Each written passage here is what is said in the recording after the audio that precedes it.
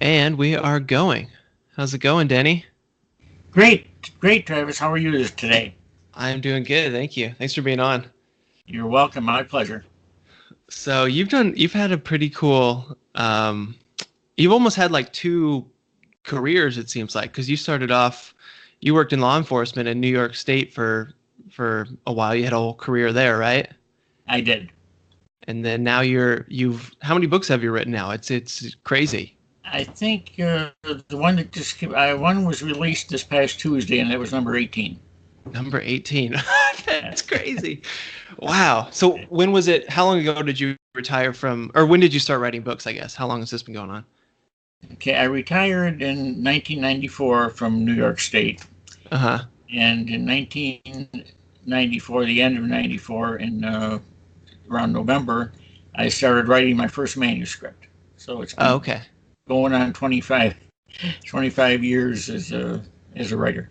Yeah. Longer than I was in investigator or law enforcement. Right. Yeah. Yeah, you really have had two careers. That's awesome that you found. Have you always been interested in, like, while you had your career in law enforcement in New York, were you kind of interested in book writing, or did this just kind of arise out of? Never entered my mind. It never entered my mind. I was always fairly good on report writing. You know, doing comprehensive reports that people could understand. Hmm. Uh, but I never thought about anything other than that. And as I found out, writing a report is a whole different animal than writing a book. So, uh, I could imagine. it, Yeah. yeah, it's been quite an educational experience for me. And I'm a one-fingered typist. Oh, wow. So I still type after 25 years, or going on 25 years. I'm still a one-finger typist, but some days I get that finger really cranking. Boy, I'll tell you, I pump out a lot of words. But Right. when I watch professional typists do it, or somebody's had training, like my wife, for example, she took typing in high school, Hmm. and I'll watch her going, and I get very jealous. Right. How many could I have had out of her? Could I type? You know? Yeah, really. That one finger typing. Yeah, it's like, but I mean, it's been so long. Can you even make the change anymore? Do you think you could go to the typical typist style? I don't think so. Yeah. I think this is it for me. It's about, I've reached my level as far as typing goes. I just accept my limitations, as Clint Eastwood might say. A man has to know his limitations. I know mine when it comes to that, so Right. I don't torture myself worrying about it. Yeah, that's good. Yeah, I do like a weird, I'm not a one finger typist, but I have like a weird kind of hybrid thing where I kind of do all my fingers, but I have to look at the keyboard still. I can't look up at the screen. So I'm not the best typist, but we'll get by. Absolutely. Right.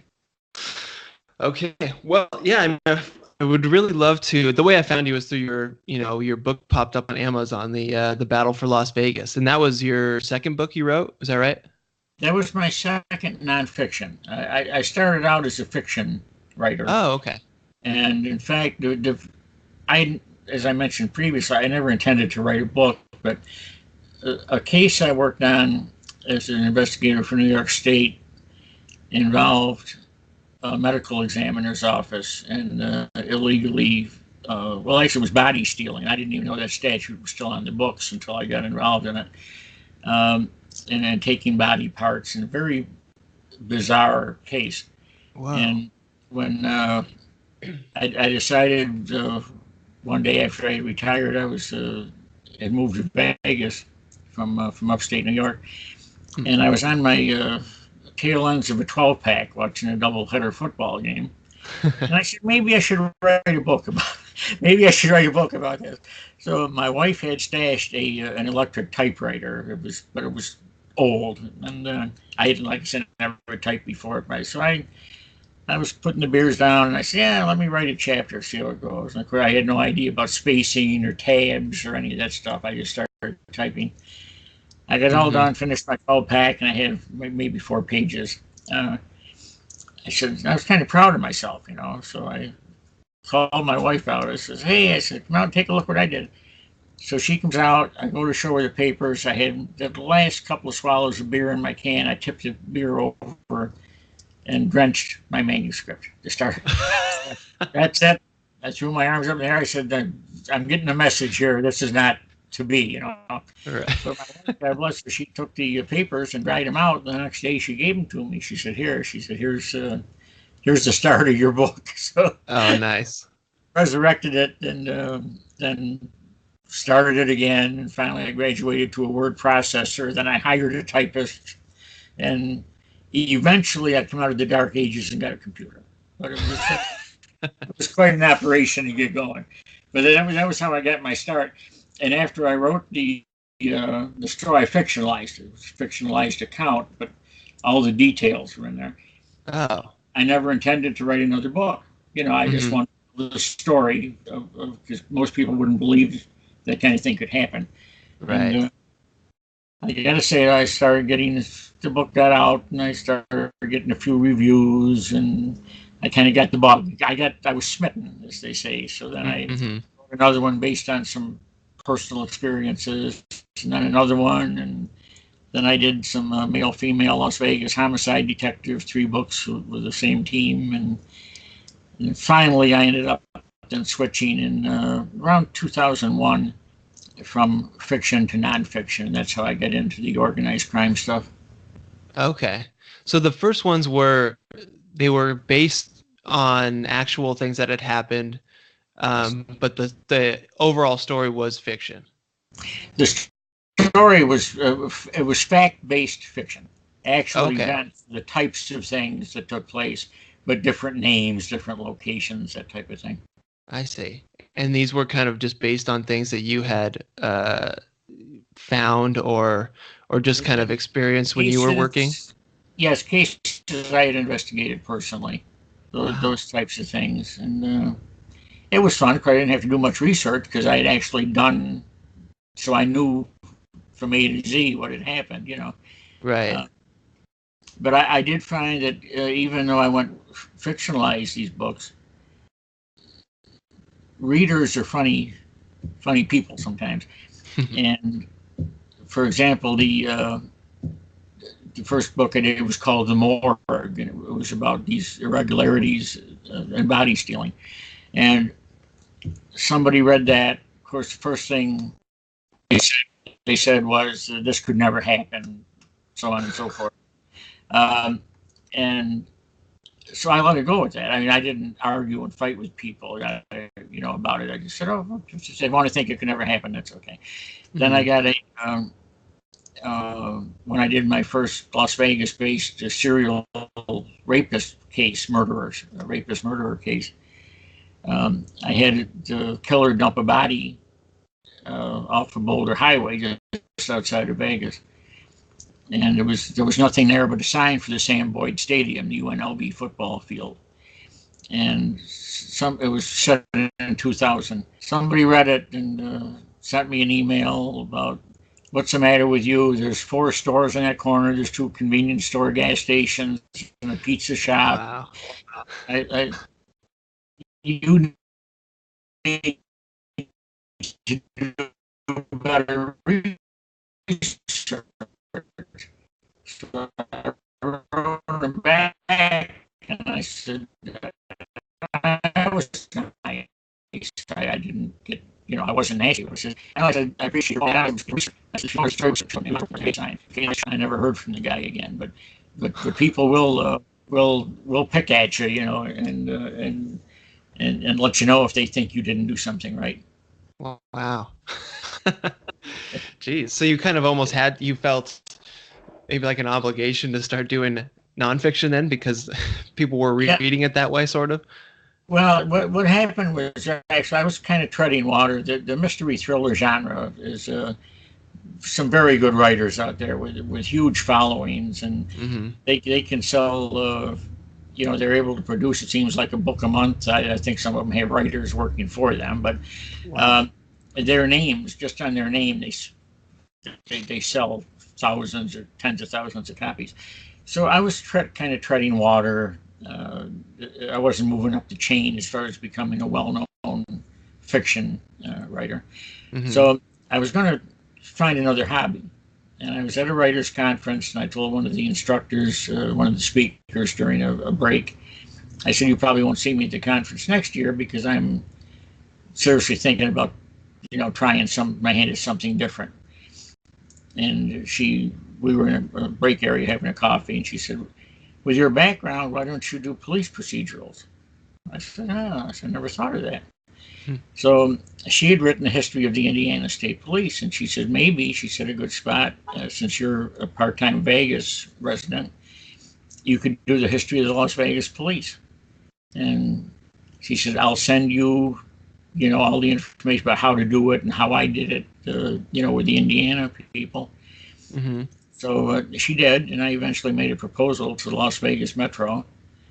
And the undersheriff called me into his office to talk to me about, because I would need their cooperation, obviously, if I was going to do a history of the police. It turned out he was a historian. He was all ready to go, but then he hit me with this. He said, I was only going to do Las Vegas Metro was relatively new from 1975. Prior to that, they had two different police departments, the Las Vegas City Police and the County Sheriff. And then they merged to form Las Vegas Metro. So I was going to do the history of Metro, which would have been like 25 years worth at that point. The undersheriff said, but you got to go back to 1905. And he must have seen the look. I'm a one-man operation, he must have seen the look on my face. He said, but not to worry. He says, we did an anniversary yearbook for internal use only. It was only for Metro employees. It was on the public market. He said, we'll give you all our stuff, all our files, all the history, from the first sheriff, the first chief of police, and all the way up, and all the photos and everything. And he said, if you're willing to do that, I'll suggest to the sheriff we approve working with you, and you'll be the, do our history. So I said, go for it. And by the time I drove home, he was on the line, and he said, I just talked to Sheriff Keller, and it's a go. He said, when do you want to start? So that was, if I may show you my,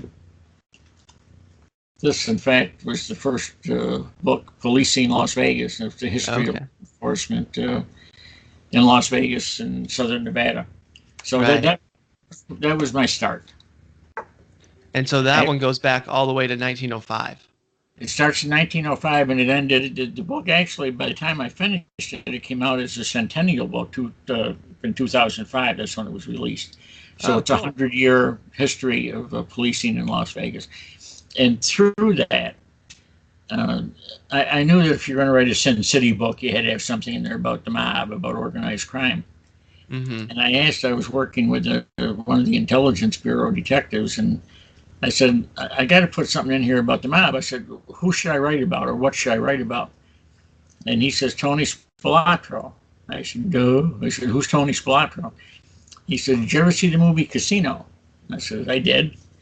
He said, well, Joe Pesci's character is based on Tony Spilotro, and Robert De Niro plays a guy based on Frank Lefty Rosenthal. I thought that was just Hollywood. No, he said, that movie, in fact, he says, is amazingly accurate for what was going on in Vegas at the time. So I did my research, and I put a section in the police history book about Spilotro, his era. And I became so intrigued with it, after I got the history book published, I said, I wonder if anybody's written about Tony. And I found out that he'd been mentioned in a lot of books, but there'd never been a book basically about him. Mm-hmm. So one former FBI agent had written about Tony. But I decided there was enough there for me to start and write about the Spilotro era in Vegas. So that resulted in the battle for Las Vegas, the law versus the mob. And that was the one you said popped up on Amazon. And if I may get a little shameless publicity here, it's the battle for the law versus the mob. So, and then it was like a domino effect. What I did was I got a hold of one of the former FBI agents who was since retired, but he was a case agent for the Spilotro street crimes. Spilotro and his gang for the robberies and burglaries. And although robbery and burglary and that type of thing is local, it's a state offense under the RICO Act, the federal RICO Act. Mm-hmm. If they could prove that there was an organized criminal enterprise the feds could charge as well. So that's why the FBI was involved investigating street crimes Okay. under RICO. So eventually, after a little feeling out process, the former agent decided he would talk to me and provide information, and he referred me to another retired agent, and that one referred me to another one, and they referred me to a couple of retired, well, they didn't really have to refer me. I'd made contacts with Metro when I did the history book, so I was able to get a hold of some of the retired detectives from Metro. Mm-hmm. These soon I had 8 or 10 sources, and the lawmen, because Casino told the story primarily from the mobster side of things, they were anxious to tell the police side of it. So Okay. they were more than willing, and like I say, once they found out they could trust me and I wasn't going to sabotage them or write things that weren't true or anything like that, everything went well. And then through that, I said, when I was just about done with the manuscript, I said, I said, the one thing, the Spilatro's crew was called the Hole in the Wall Gang. And I said, I wish I had a mobster to talk to, because I'd like to get that perspective as well, a real mobster. So the FBI agent I initially was dealing with, he had been the handler for Tony Spilatro's street lieutenant, a guy named Frank Cullotta, who had rolled to become a government witness. And he still maintained contact with Frank. Huh. So he hooked me up with Frank. I did a very brief phone interview with him and put a couple of comments in the manuscript. And then a few months later, I'm thinking, this Frank's got a hell of a story. I wonder if he'd be willing to share it. And I didn't know how to get a hold of him. He had a new identity and all that kind of thing. And I couldn't have his phone number, witness protection deal. I see. So I got a hold of the FBI agent, and I said, next time you're talking to Frank, would you see if he's ever considered writing a new book? And the agent says, God, he said, I'm glad you mentioned that. He said, Frank called me a couple of months ago and wanted me to ask you if you'd be interested in writing his bio.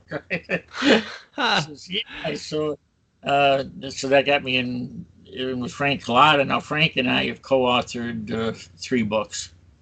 Whoa. So, yeah, it's been quite an episode, and that resulted in me getting inquiries from more, I hate to use the word retired, but former mobsters who wanted their stories told. So I've written, I've had my fair share of work, and it all came about as a result of me wanting to switch careers and get out of writing when I went to that conference and talked to the lady that suggested I make a switch to nonfiction. So just the way things work, thank God. Yeah, right.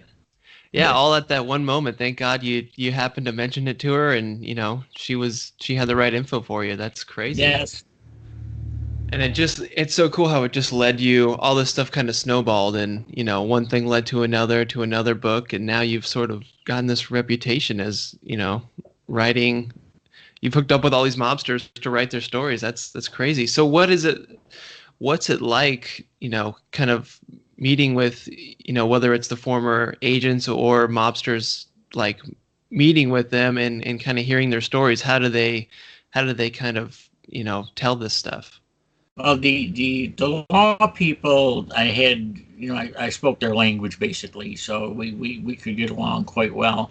Mm-hmm. Mobsters, a little different story there. They was always, I considered them. No, I was not an organized crime investigator. I was white collar crime, Mm-hmm. but I still investigated criminals, and I didn't have a whole lot of use. Organized crime guys were my enemies. I mean, that's what I felt about them. And the first time after the agent told me that Frank was interested in me doing his bio, he says, okay, he says, we're going to meet. He says, now, of course, security was a primary concern. Uh-huh. He says, what we'll do, he says, is I'll tell you when Frank's going to come to town. The day, I'll give you a day. Mm-hmm. He said, I won't tell you where or time. He said, you'll have to wait for that. I said, okay. So he calls me and gives me a heads up. He said, Frank will be in town on such and such a date. I'll call you at 8 o'clock that morning and tell you where to be and what time to be there. So, okay. So, sure enough, 8 o'clock that morning, phone rings. It's this agent. He says, okay, so here's the hotel. meet. He said, "You be in the lobby, and I'll see you there, and I'll take you up to Frank's room." And he said, "Be there in 2 hours." I said, "Okay." Supposedly that would not give me time to set up a hit on Frank, if I was if I had that in mind. So Yeah. I did. I went in the lobby, and the agent got, and I had my briefcase with me. So we go up to Frank's room, stop outside. They got to search my briefcase, pat me down. It was really a weird, surreal experience. And Yeah.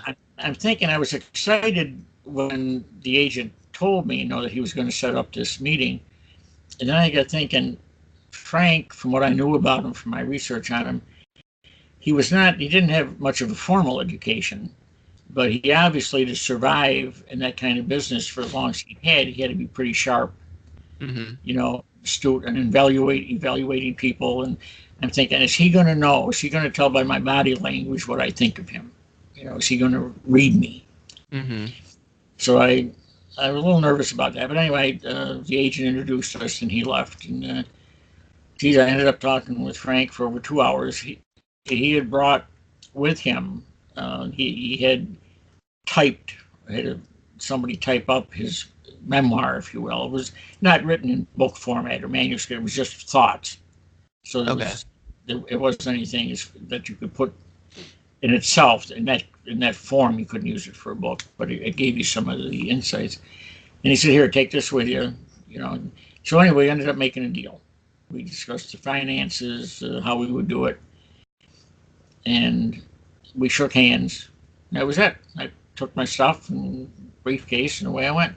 So I'm Huh. driving home, and I'm thinking to myself, I said, I said, here's this guy.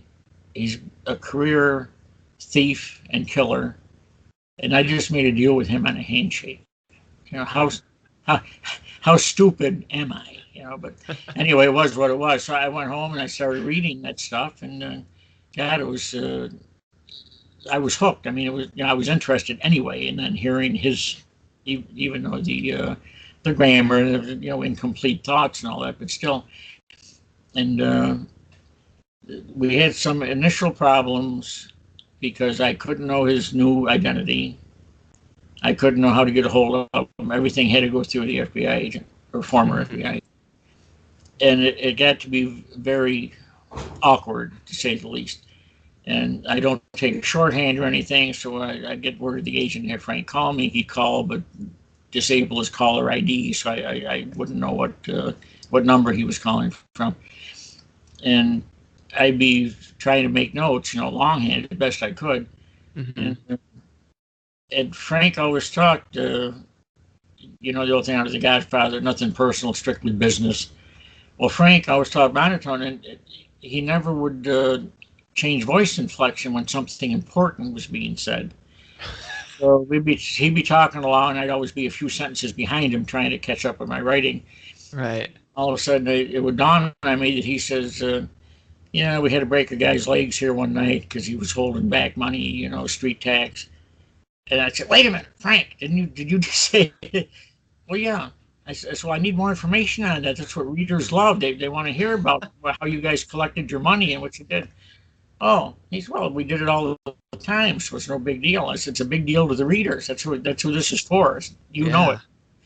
And anyway, things weren't working. I finally told him one day, I said, "Frank, this is so awkward. This book's never going to be done. The manuscript will never be finished." I said, "We'll be long gone. That thing will never be done." I said, "We need easier communication." And I said, "I'm so far behind now. I got so many questions. We really need to get together somehow." So he says, "I'll tell you what." He says, "I'll come to Vegas where we need, we'll get you caught up. We'll go over everything and see where we stand." And he says, "But we got to do something private. I don't want to meet in my hotel, and I don't want to meet in a restaurant or somewhere where people can overhear us." Fine. Hmm. I said, "So I'll tell you what, I said, when you get in town, let me know, and I'll pick you up wherever you are, and I'll bring you to my place." So I hung up the phone. I told my wife, of course, she knew about Frank from the first book, because he was one of the bad guys in there, and we discussed that. I said, "Guess who's coming to dinner?" She says, "Who?" I said, "Frank Cullotta." "Not in my house, he's not." I said, "Baby." So I said, "Well, I can't call him and tell him he's not welcome." So Right. uh, the day he showed up, he came in one door, her and the dog went out the other, so they never saw each other. And uh, but now they're great buddies. Frank's, but it was a rough, rocky start, and Mm-hmm. then Frank ended up giving me his contact information and phone number, and that smoothed things out. I mean, it was a tremendous help to be able to communicate on a timely basis without having to wait and go through a third party. So Right. that well. And before I forget, one final book cover to show you here. Yes. This is the latest one, The Rise and Fall of a Casino, and the casino is in quotes because of the movie Mobster, Through a Hitman's Eyes. And it's Frank's um, personal dealings with Tony Spilotro and his recollections of Tony, and gets into the killings that Tony actually committed, that Frank is aware of, uh, Mm-hmm. murders Tony was suspected of, but Frank says he didn't commit. And we outline, detail each one, and why Frank either knows Tony did it or suspects he didn't do it, that it was somebody else's killing, or that maybe Tony ordered the killing but didn't carry it out personally. And the rights to this book, this last book, were purchased by a British production company, documentary company, for a possible multi-episode, the ultimate Tony Spilotro era book, or a series, Right. uh, documentary. So anyway, they've I just found out they've completed their scripts for the episodes, and have submitted them to an interested TV network. So we're waiting now to see if they actually buy it or not. So keep your fingers crossed. Oh, awesome. That's exciting. Very cool. It certainly is. You know, after 25 years, I finally got a hit. Yeah, right.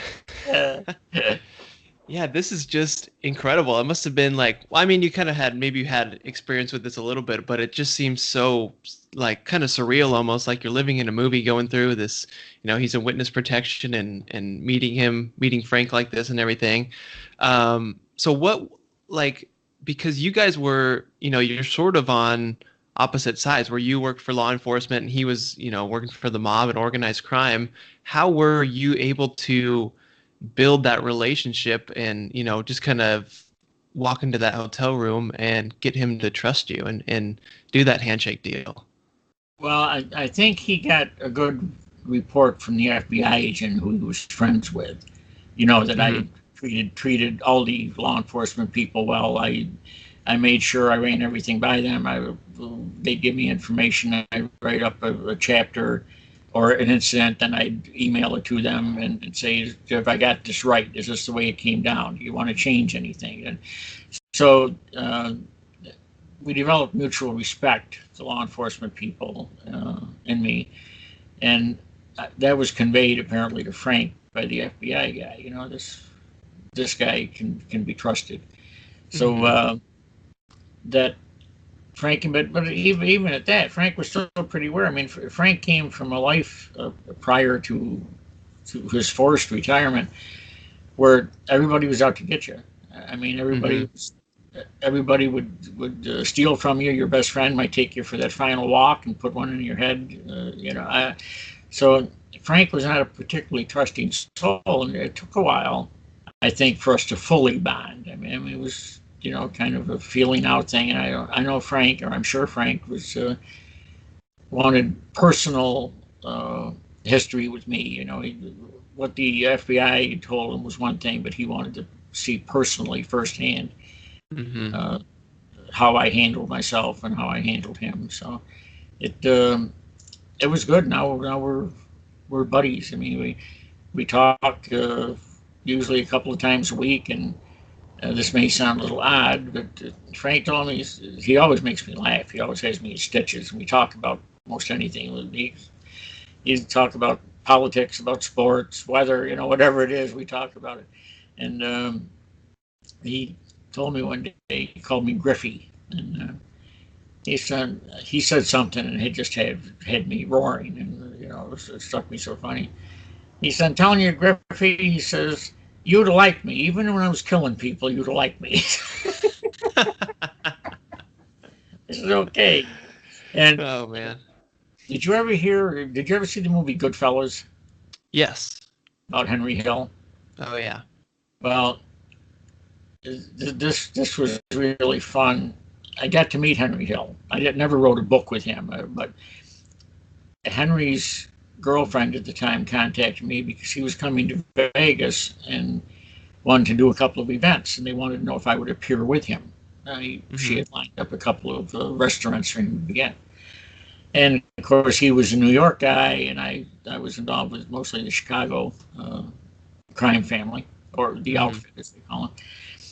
So I agreed, and we met and did a couple of events, and we became kind of a team. We would go here and there. And then I introduced Henry to Frank. And then there was another guy who wrote a book about called Surviving the Mob, and he was another New York guy. He had been with the Gambino family. His name was Andrew DiDonato. So I got Andrew involved. Now, none of these guys had ever met each other before. Huh. And if you wanted, if you were into this kind of stuff, the mob life and all that, to sit around with those three. And then they brought in a couple of more guys. So sometimes there were five. I would be in a room with 5 or 6 former mobsters, and I think a couple of them might have been current. But anyway, they said they were. Um, and listen to these guys talk. I mean, it was absolutely, what a odd, again, surreal experience to listen to these guys talking about hits and about capers and about the with Henry and the Lufthansa heist and all this. And it was really, really something. So, even if I had never written a book, just to be able to get this firsthand exposure and listen to these guys at these meetings, sit downs, as they used to call them, was really something. It was an experience, that I'm glad I had. If I had never sold a book, it would be okay. It was I enjoyed it that much. Yeah. Yeah, I can definitely imagine that would be a very memorable sit down experience there. Yes. So is there I mean, with all these guys telling all their stories and everything, do they have any concerns with with keeping things secret or everything or anything like that? Because they seem very open to tell everything. Is that the case? Yes. Now let me qualify that. Mm-hmm. Uh, Frank, for example, I asked him when we first got started with this thing, because I knew based on how the FBI agent handled things, the former agent, that security was a concern. And I asked Frank, I said, "How worried are you about still being on the hit list?" He said, "Not so much now." He said, "So many years have gone by." He said, "Virtually everybody that I dealt with is either dead or in prison." He said, "But he said, did you ever watch one of these old, westerns about the aging gunfighter and there's some young up and comer wants to get a reputation? So he said, let me knock off the old gunfighter, and put Right. that notch on my belt." He said, "That's what I'm more concerned about. Somebody that just wants to build a reputation. Say, I'm the guy that got Cullotta." And so Frank says, that would be my more concern. That's why I said I don't want people to know my address or that, that type of thing. So he was conscientious in that regard. Um, Andrew was similar to that, Andrew DiDonato. Uh, Henry was a whole different ballgame. Henry didn't seem to give a damn, who knew where he was. It just, and in fact, we started doing Las Vegas at the time. The Clark County Library had February, I believe, was Mob Month. And each night of the month, each Tuesday night of the month, they would have something to do with organized crime. So I was helping them set up their programs. And my job was to round up a bunch of these former mobsters and cops and have them do a panel. And I would invite Henry, and Henry could fill a room, no matter what you thought of him. If Mm-hmm. his name's out there in the advertisement, you could count on standing room only. Yep. So the trouble was Henry liked his booze, and he apparently back in the day had been into drugs pretty heavy. As far as I know, when I knew him, he was off the drugs pretty much, but he was alcohol. Mm-hmm. And Henry was one of these guys that could blow a breathalyzer at double the legal limit, but it functioned normally. I mean, he just had, he had so much that he could operate, and you would think he hadn't had a drink, but he could Wow. be at twice the legal limit. But anyway, he would tie it on these packages, and I never knew if he was going to show up for the event, and if he did come, what kind of shape he'd be in. Because if Right. he'd be out in the afternoon boozing it up someplace, was he going to come in with a hangover? And what would I have to deal with? So I remember one night we had they had I think it was a 300 and some seat theater at the library. And then they had a mini theater with another 150 people. They had that set up because they had so many people wanting to get in. And I'm checking my watch and checking my watch. Everybody's there but Henry. Finally, about 5 minutes before we're supposed to start, Henry comes in. And I could tell by looking at him, I said, he looks like he's recovering from a little afternoon session, with the bottle. Right.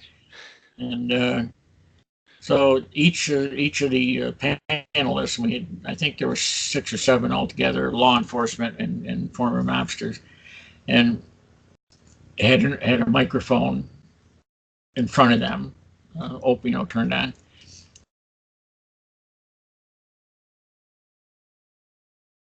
I didn't want to go to sleep on me. Mm-hmm. I had, I asked questions of other people as well. So I'm watching out of the corner of my eye, and I see every so often when somebody else is talking, his head starts to dip down. And then he'd catch himself, he'd straighten back up, and then his head would dip down. Then I'd try to bring him into the conversation to wake, to get him activated again. And one time he went, and he didn't catch himself, and his forehead hit the open mic, and it sounded like a gunshot. Oh, You want to see screaming and people diving under their chairs. They thought that there was a mob hit in progress. Oh my And gosh. that, of course, woke Henry up. And he snapped out of it good, and he says, "No, no, no." I said, "Don't worry." He said, "Don't worry. I was just trying to get your attention." So he tried to make it sound like he did that intentionally. Right. Then everybody started laughing and all that. And a few minutes later, some lady got up apparently to go to the ladies' room, and Henry sees her walking toward the exit, and he says, "You, young lady," he said, "where are you going?" And of course, she's kind of startled, and she says, "Well, I got to go to the ladies' room." She was scared. Henry says, "You can't leave. You know too much." Then everybody broke out laughing again. But there was a lot of good times. But Henry had me so nervous about whether or be present at these things that I eventually stopped being the scheduler for him. I told the lady at the library, I said, "You've got all Henry's information. You set it up. Right. I don't want fingers pointing at me if he doesn't show up or if he's not, not in very good shape." So, there were some fun times these meetings, and it was really an educational experience. Yeah, that is incredible that you've gotten to do this and experience all this, and it just everything led to this. That's great. So were there any had Henry ever not showed up for something, or did he usually was he able to make it in some condition? He always made it in some condition. I got to Good. give him that. He was always there, and always a hit. And even when he was in his cups a little bit, nobody ever minded. People just giggle and tee hee and applaud, and he just had that way about him. And like they say, he was. I got to tell you one little story. We got invited, Henry and I, and a fellow by the name of Vito Colucci's retired, or he's a private investigator. Mm-hmm. And we got invited on a local Vegas radio show. So we went, and Henry shows up pretty well oiled, and they didn't have any kind of a kill or delay switch there, and it was right when they had the tsunami in Japan there a few years ago, and people died. So the co-host of the show, and one of them says to us, he said, "Vito," he says, "before we start, the subject matter," he says, "what you have any thoughts about the tsunami that hit Japan?" So Vito said, "Oh, terrible thing," and so on and so forth. He said, I just hope there's no additional loss of life. Then he asked me, and I said basically the same thing. Then he turns to Henry. Yeah, Henry said, what do you have to say about the tsunami in Japan? Henry says, I won't use the full word, but the F word. F them effing Japs. My uncle was in World War II and they shot him down. They murdered my uncle. So I'm thinking, oh my God. Jeez. I see the look on the host's face. And then, so we got all through the program. We're ready to go. And then, so the host comes back for round two. He says, before I let you go, he says, do you have a favorite charity or something that people ought to send money to for the tsunami victims? And Vito says, International Red Cross. And I said something else. And he said, how about you, Henry? He said, I told you once, left them effing jacks. Right. I said, I couldn't believe they went back and opened the door a second time. Oh, Right. my God. Oh, man, that's good. No filter. Wow. He was a trip. Yeah. And I love how your perspective is you're just kind of sitting there watching the show on this, you know, and enjoying him and whatever he has to say, you know? Yes. Yes. I had a ringside seat, man. Oh God, that's great. That's fun. So I was curious about Frank. So he was in, maybe this might be, you know, a huge question, I guess, that has a lot, and it's probably you know, answered in your books, but Frank was in witness protection, correct? Correct. Okay, so how did he get into witness protection? Okay, what happened was he had been arrested locally in Vegas for possession of stolen property taken in a burglary. Now, Frank was already a two-time loser. So under the 3 strikes you're out thing, he could have been facing life in prison. Oh, okay. I see. So, but he was prepared to do that.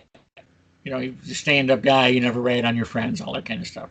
And of course, the law wanted Tony Spilotro real bad. He was the ultimate goal.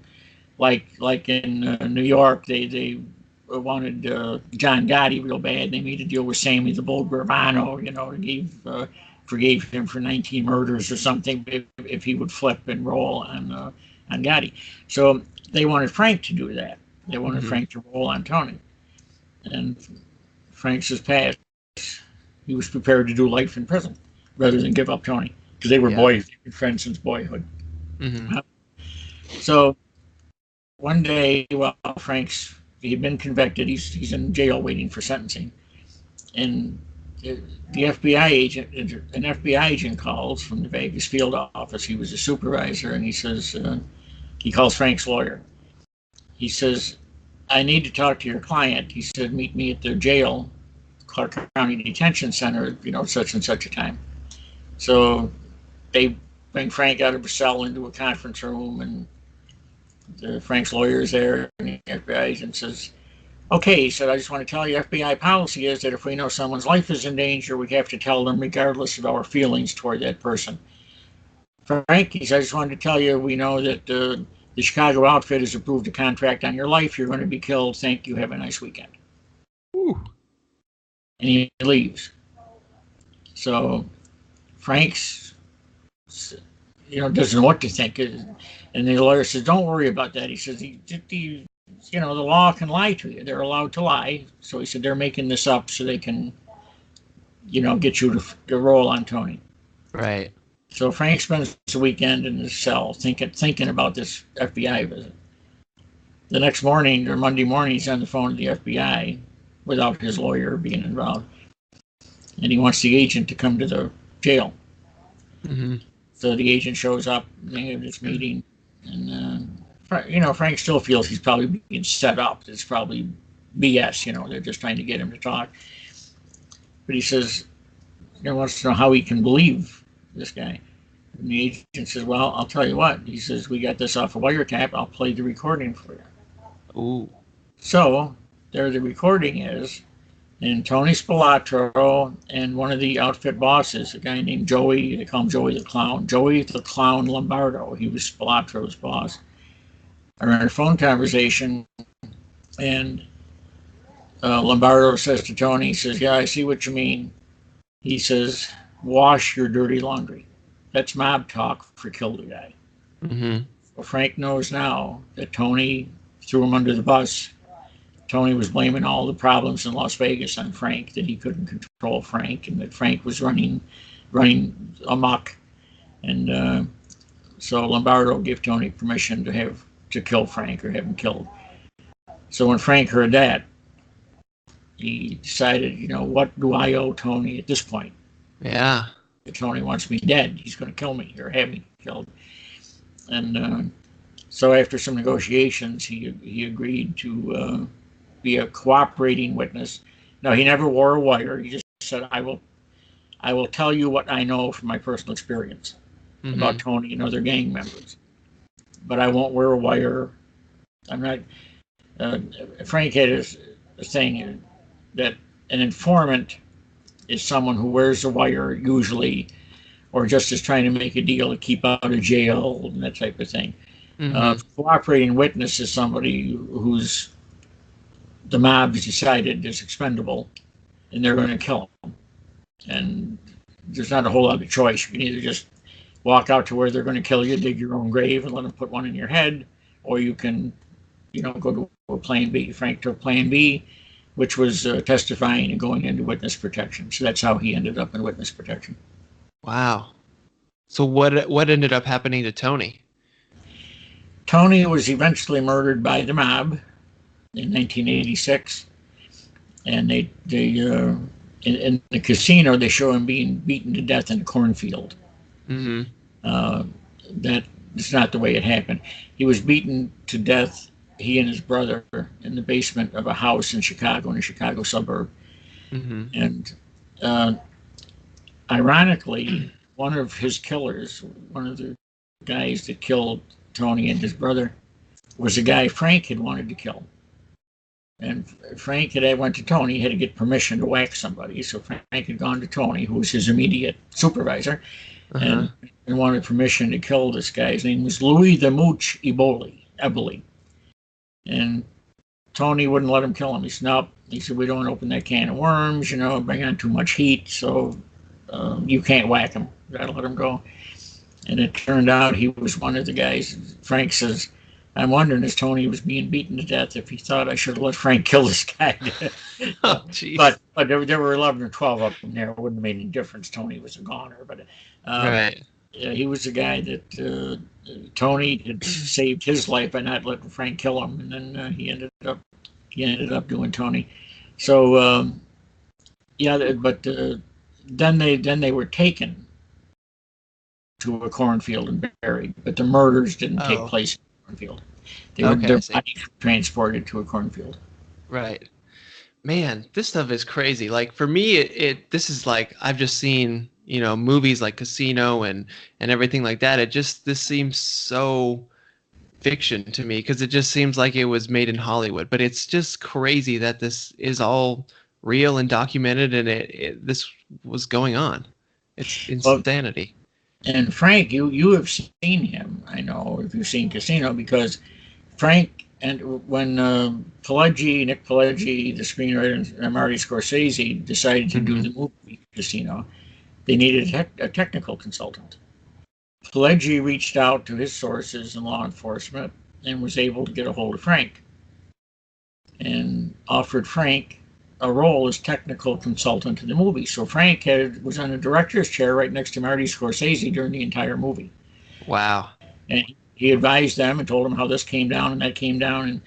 And probably 3/4 of the way through Casino, several of the Godfathers from the Midwest are getting busted and they're getting arrested. They go into a conference room and they're all got oxygen tanks and nurses, and they're all sickly, supposedly. And once they get in this conference room and the nurses leave, they decide who's a potential threat to them that maybe should disappear or not be able to testify. So they end up deciding 5 or 6 people need to be hit. So when they're doing the filming, they had an actor playing the hitman, and Frank was there in that chair, the director's chair next to Scorsese, and He said, that's not the way a hitman would do a hit like that. He says, you're doing it all wrong. So Scorsese says, well, why don't you do it? So Frank is the hitman. He appears personally in all the scenes where there's killings right after this courtroom thing. And one of them is based on a hit Frank did in real life. In the movie, they say it takes place in Costa Rica, but took place in Las Vegas. And it was the murder of a guy named Jerry Listener, who was a government witness. And Frank killed him, but in the movie they fictionalized it. Of course, they put it in Costa Rica, and they show Frank doing the. Yeah, it's if you ever watch the movie again and you see that scene, you hear gunshots. This guy comes stumbling out of the door to his house and kind of collapses on the sidewalk, and Frank comes up to him and he takes his gun. He's got his gun in his hand. He says, "Here you go, jag off," and he puts one in the guy's head. So that was based on that. And Nick Pileggi says that he's done a lot of organized crime stuff and crime screenplays and movies. That's the first time he's ever had a real life mobster reenact an actual killing that he had done on the screen. So Pileggi was quite pleased with that whole thing. Oh my gosh. That must be so surreal, even for for Frank or anybody like that to kind of see all these things that you've done, replayed on screen and in Hollywood movies and everything like that. It must be just crazy to see. Yeah, and Frank's done a whole bunch of documentaries too. He was, because of his knowledge and his role as the street lieutenant there for Tony.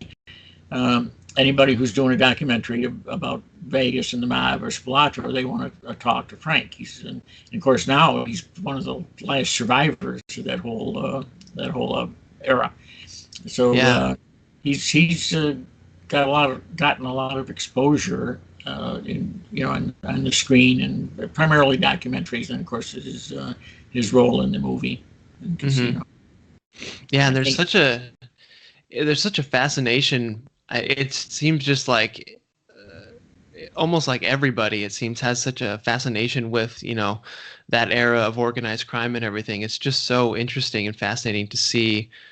Like, I don't know, there's just almost an endless supply of books and info and documentaries and movies and everything. It's just so fun to watch, and everyone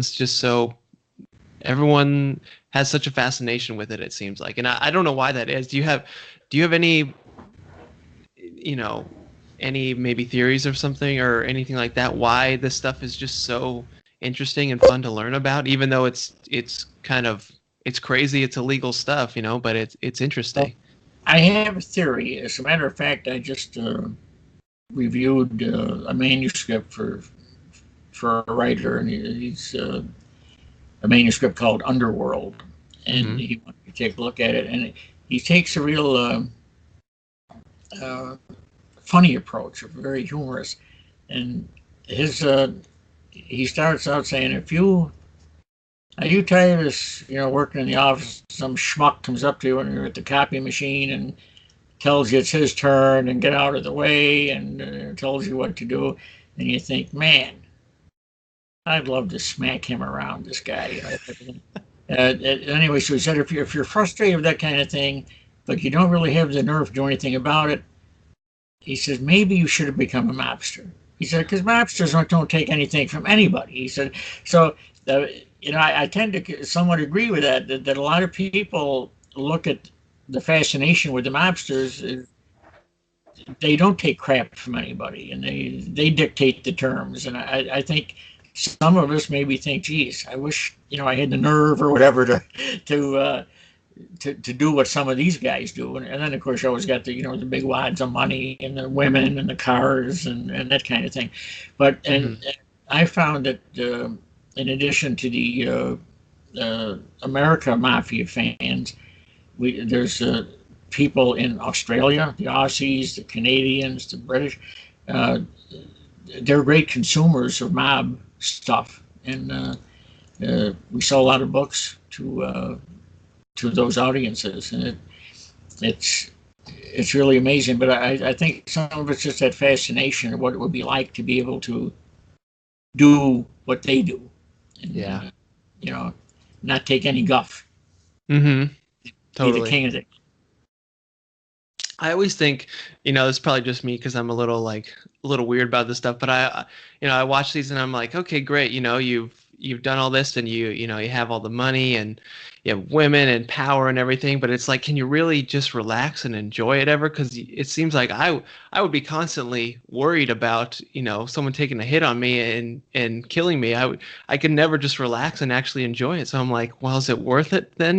But I probably have a very different mindset. I don't think I'm built for organized crime probably. Well, most of us aren't in reality, I think. Yes. Yeah. Uh, but it's very rare to find a real success story in the sense of a mobster actually retiring and spending their monies, that the ill-gotten gains, and really enjoying themselves. Because generally they end up either getting whacked or end up in prison. They don't end up leading that life of leisure and comfort as a retired mob guy. So Mm-hmm. I think that's true. It's very rare to find a success story like that where it comes out on the positive end of it. Yes, yeah. I think that you're very very right, but I guess they're probably not thinking about that at the time. Um okay, so this is so cool. I love hearing all these stories, but I'm curious. I don't even really know or because there was this kind of this whole era that's been put into movies like Casino and everything like that of the mob, but how has it kind of evolved? Like what are the remnants of it and what is it like today that you know of? Okay, well, I'm going to. It's obviously a lot different than back in the Capone days and so forth. And Right. this deal, this witness protection business and all that. And you get a lot of people that will turn on, or if you want to use the word rat out their associates and inform on them, not at the point of a gun, not at the point where they're on the hit list themselves, but just because they don't want to go to jail or don't want to go to jail for too long. Hmm. And they will endear themselves to the police as sometimes paid informants, so they'll wear wires or what have you. So that's all. It's not new, but it's the trend. It's no longer this omerta, death before dishonor type stuff. Hmm. Um, and witness protection has had a lot to do with that, where people can go and survive. Make their move and survive it. Um, the the question is, can they live with themselves? You know what I mean? If they want to go out as a stand-up guy, that type of thing, do they make that kind of move? So I can understand it with the guys who are going to be killed themselves. Like I say, there's no good options there. You're kind of out of it. Guys who just don't want to do the time. It's the old saying: if you can't do the time, don't do the crime. Well, Hmm. it's true, and a lot of them are going that way. So the job security isn't as great as it may have been years ago, Okay. and that has hurt them out now. And let me address Las Vegas a little bit. Uh, where the movie Casino ends is when when the mob had hidden ownership and control a lot of the casinos, and after the mob was driven out of that and they became corporations, and the mobsters now make their casino money as stockholders, legitimate stockholders in the casino. So they still can maybe make money on the casinos, but it's illegal. It's done that way. But Yeah. and a lot of people ask me, well, what happened to the mob then? Did they just disappear? No, there's too much money in Las Vegas to for that not to figure some way to get some of it. Hmm. Um, I found that the adult entertainment industry was where a lot of them went to. These men's clubs and these out-call services, the so-called exotic dancers, which they're not really dancers, but Yes. and mob money. In fact, I'm working on a project now called Wrong Numbers, and it's a true story of how a guy who's an expert on computers and phone systems hacked into the phone system in Vegas, and calls that were intended to go to the mob-controlled escort services. Basically, it was legal prostitution, prostitution posing as dancers or companionship thing.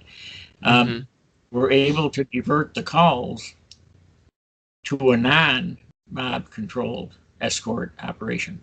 So the Oh, mobsters, all of a sudden, their calls for these escort services are disappearing. If they were used to getting 100 a week, all of a sudden they're getting 10, and yeah. they can't understand. They can't understand what was going on, and it turns out it was this hacker came up with this deal, and they started hijacking the phone calls, and you were talking some big money for this. So the New York mob sends out a guy named Vinny Aspirins Conguisti. I hope I'm pronouncing that properly. And Vinny, he got his name Aspirins because he took care of mob headaches. He was Trump. And what he did, he carried, he had access, of course, to a gun, but he used a drill. He would take a handheld cordless power drill and drill into a man's skull with the drill to induce him to talk, and Whoa. that was how he handled some of his business. It's funny. Yikes. I'm working on that project now. The book is almost finished. It's called Wrong Numbers, and the co-author I'm working with is a guy named Glenn Meek, and he was an investigative reporter for years, TV reporter in Las Vegas, and he's got all these FBI transcripts and wiretaps recordings, and it's really something. In one of them, the one of the New York mobsters who has been sent to Vegas with Vinny is calling back to New York to give them an update on what they're finding out about why their business has dropped off so drastically. And he tells the guy he's talking to back in New York, he says, "You're going to have to speak up." He said, "Vinny's got a guy in the next room working him over." He said, "So Oh my gosh. I can hear you." He said, "I can hear the drill going now." Wow. Crazy. Yeah. So Man. that appears to be where a lot of the mob went in Vegas, at least after they got driven out of the casinos. Mm-hmm. So what is the I'm sorry, what was it called? Wrong numbers or mixed numbers? Wrong numbers. Wrong numbers. When was that story taking place? What were the years for that? We would have been going from the early '90s Oh, up okay. 2000. Yeah, so it's within the past 15, 20 years. It Okay. runs. Hope and hopefully some of that is stopped now, because I remember myself that it was getting so bad. They had the street operators, the girls that would actually be on the streets, and they had become so aggressive. In some cases, they would approach a couple, a tourist couple walking down the street and the strip, and they would physically grab out of the man and say, "You're coming with us." And tell the wife, "If you want to come and watch, you're welcome." Wow. Yeah. But then they had all these news racks, and they were loaded with this stuff, this literature, and the phone book, yellow pages, ad after ad after ad about if you want to do a little dancing tonight, call so and so, and that type of thing. And again, Mm-hmm. because a lot of people don't realize that prostitution is illegal in Clark County. They figure all of Nevada has legalized prostitution, but they don't. Clark County is an illegal. It's not allowed there. Mm-hmm. Not saying it doesn't happen. Obviously, it does, but they disguise it to just enough, like with this dancer business, to get away with being able to operate. Right. Lots of bucks. Man. Whew. So Just the thing where they kind of do like, Vinny Aspirin or whatever, where they get like a middle name like that. Do you know how that kind of started, or because that just seems so, yeah, I don't know, iconic and kind of fun, where you would get like a middle name, like a name like that. Is that still going on too? oh yeah, most of these Yeah. guys Yeah. have have monikers now. The Andrew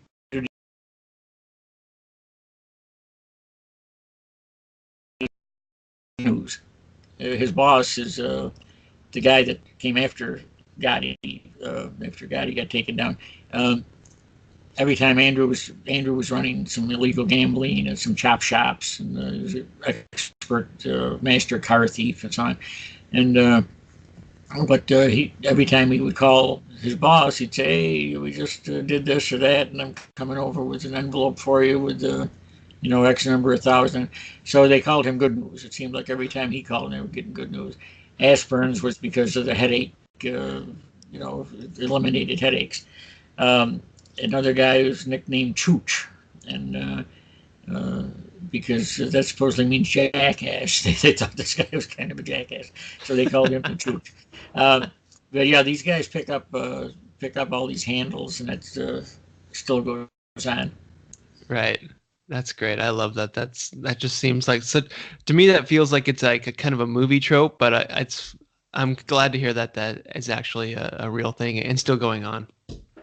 Yeah, let me just tell you about Frank. Frank, now this wasn't common for him, but I was interviewing when I was doing one of my books. I was interviewing a former district attorney from Las Vegas, from Clark County, and we were talking about Frank. That was before I met Frank. That's when I was doing the book about the battle for Las Vegas. Mm-hmm. And he said, "Oh, you mean Far Away Frank?" I said, "Far Away? What's that all about?" Yeah, he says, I nicknamed him Far Away Frank. He said every time we had a major crime, he said Frank always had an alibi. He was far away from wherever the action was. So Frank, at least in this one guy's opinion, he was far away, Frank. Right. Yeah, that's great. Oh man, Danny, this is so fun talking to you. You have so many cool stories, and this is so cool that you were able to kind of get this whole thing going and build all these relationships. It's crazy, and all these books you've written. So where can you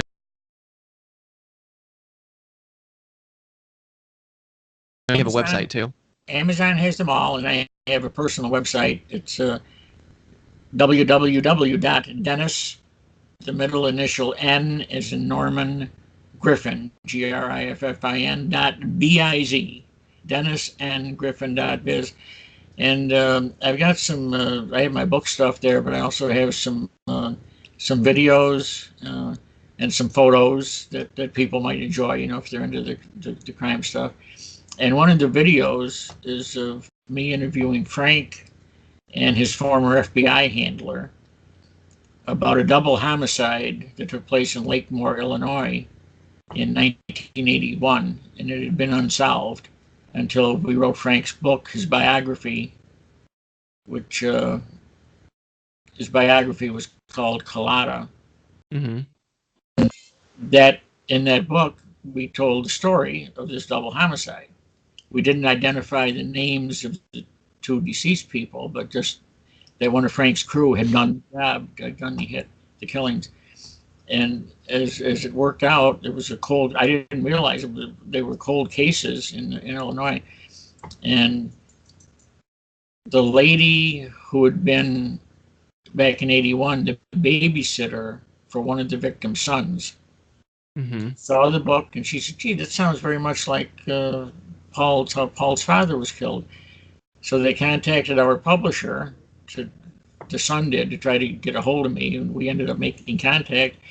And it turned out that because of Frank's, with that book, that they ended up clearing the case and identified the killer who had died. The killer had died, but they closed the case out of an exceptional case and cleared it up. So the son was very pleased. Anyway, so I interview, and then in that little video, it's a short clip, 2 or 3 minutes, but Frank talks about how this all came down. So anybody is welcome to go to the site and take a look at the photos and the videos, and might get a kick out of them. Oh my gosh, that is incredible. So just from his book and accounts, they were able to, he had this knowledge, just him sharing it and someone reading it, they were able to finish and close a case. Exactly. Crazy. Man. It's awesome. There's so much. I feel like we could talk forever, Denny. You have so many stories. So what's going on now? What are you just, you have your new book coming out. You're almost done with that. Are you just going to keep writing and doing what you're doing? Yeah, I've got 2 or 3 projects going. The book that came out last Tuesday, this past Tuesday, was called A Family Business, and it's a story of about a guy in New York, associate.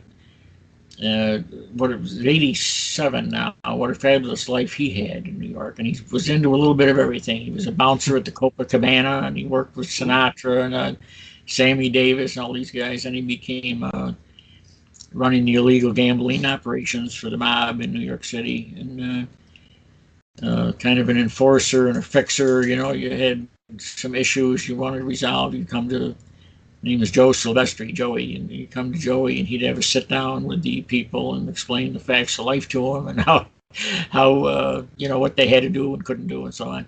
Uh-huh. And he got in the restaurant business. He ended up catering parties for Donald Trump, and it just story after story about his life. So that just came out. Wrong Numbers is almost completed. Hope to be able to send that to the publisher in the next couple of weeks. Um, I also did just putting the finishing touches on a book about Vinny Curto. He was the former super cruiserweight boxing champion, and his life story from he was a childhood sexual abuse victim through winning the world title and all the obstacles he overcame. And he was heavily involved with the mob. You know, the boxing has a sleazy side to it. Mm-hmm. And he was supposed to take a dive at a fight in Madison Square Garden. And Sammy the Bull Gravano and his boys had a lot of money on this thing, and everything was all set, they thought, for Vinny to take a dive in a certain round. Well, Vinny said to hell with that, and he ended up winning the fight. Cost him a lot of money. So Vinny had to go on the land. They wanted to kill him, so he had to flee to Canada. Sinatra intervened and got him a hiding spot in Canada. And so anyway, that's what we're calling it, survival, and that's near completion. And I'm just finished last Friday an anthology about cold cases, and these are cases in which people were died as a result of homicide or suspicious deaths, and we're calling it survivors, the forgotten victims of homicide and suspicious death, and tell us what happens to the families after their loved one has been murdered or died suspiciously, and what they go through. Yeah. So again, that one just went to the publisher last Friday. So I got a Wow. lot of stuff in the oven. Yeah, for real. Awesome. Yeah, these stories are so fun. I'm glad you're telling them and getting this info out here while, we still have the sources around. So Yes. thank you for doing that. It's great. Well, I'll throw links to your stuff on Amazon and your website, of course, so people can click on that and check out all your books. But man, thanks for being on the show, Danny. It was awesome. Really appreciate it. You're welcome, Travis. It's been my pleasure. All right. Well, have a good rest of the day. Get back to your one finger typing, all right? I sure will. Thank you. Yep.